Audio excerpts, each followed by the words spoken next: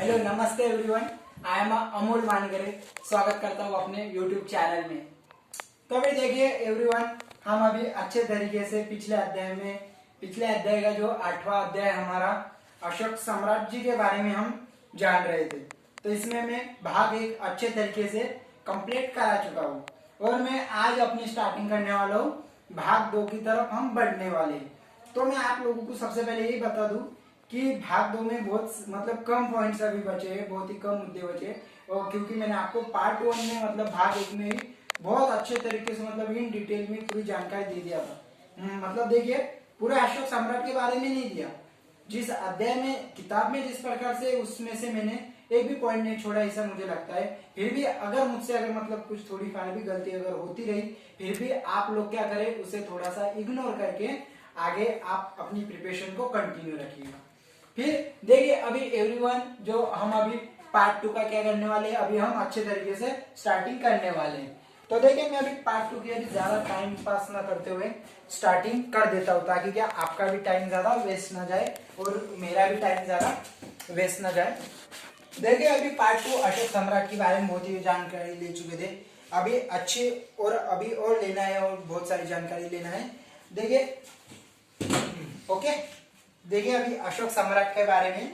तो अभी अशोक थे, लेकिन अभी मुझे अभी आप लोगों से ऐसा क्वेश्चन करना है कि अभी अशोक भी सम्राट थे, बहुत सारे सम्राट हुए, लेकिन अशोक जी को ही सबसे अनोखा सम्राट क्यों कहा गया, ये क्वेश्चन आता है। तो अभी इस क्वेश्चन को मैं अच्छे तरीके से समझा कर बोलने वाला हूँ और ये आप लोगों को अच्छे से सुनकर अच्छे पॉइंट्स निकालकर अच्छे तरीके से प्रिपेयर करना, ये आपका काम है।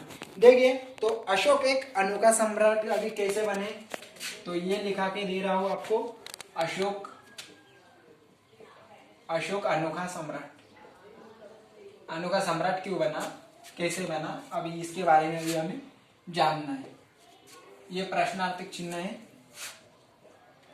यहाँ जो हमारा पहला पॉइंट।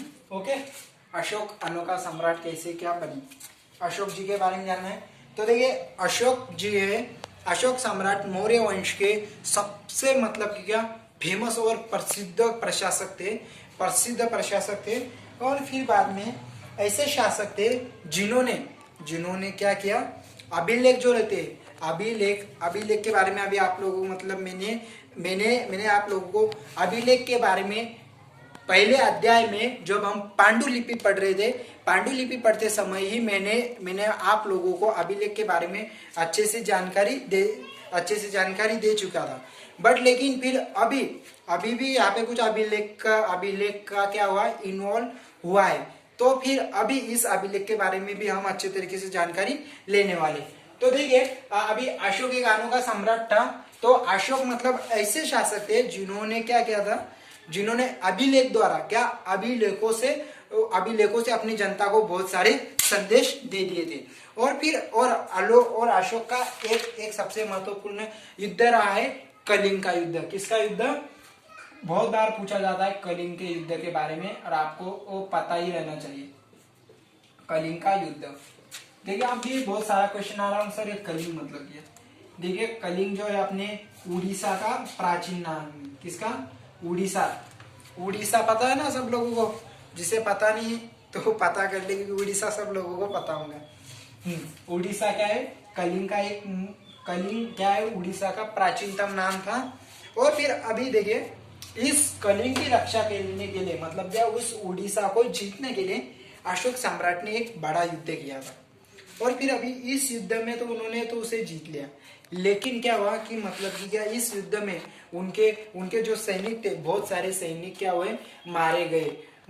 और क्या हुआ, सब तरफ क्या हुआ, सारे तरफ की क्या नाराजगी फैल चुकी थी। अभी इस युद्ध के बारे में सारे लोग क्या हुए थे, मारे गए थे।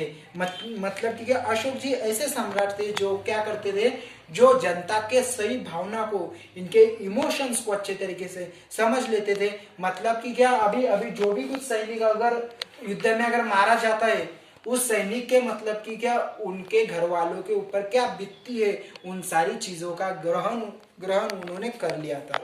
और फिर बाद में इसी चीज को उन्होंने मद्देनजर रखते हुए उन्होंने सबसे पहले ये खुद से ये निश्चय किया कि मैं आज के बाद कभी युद्ध नहीं करूंगा। और यहाँ से इन्होंने डायरेक्टली लाइफ टाइम के लिए अपने लाइफ टाइम के लिए क्या कर दिया, युद्ध का त्याग कर लिया। इसी वजह से अशोक सम्राट जी को सबसे अनोखा सम्राट कहा जाता है। और अभी अशोक सम्राट का जो आपका इसका लास्ट पॉइंट है जो आता है, फिर आता है धम्म चक्र। क्या आता है? अशोक का धम्म क्या था? अशोक का धम्म क्या था? अशोक का धम्म क्या था? तो मतलब देखिए अशोक का एक धम्म मतलब एक प्रकार का ग्रंथ जो ऐसे हम उसे कह सकते हैं जैसे हमने वेद हो, बहुत सारी चीजों को मैंने आप लोगों को कंप्लीट कराई मैंने आप लोगों की। तो मतलब कि क्या अभी अशोक के धम्म में किसी भी देवी देवता या फिर किसी भी प्रोग्राम या फिर किसी भी प्रकार की पूजा या अर्चना करने की जरूरत नहीं थी।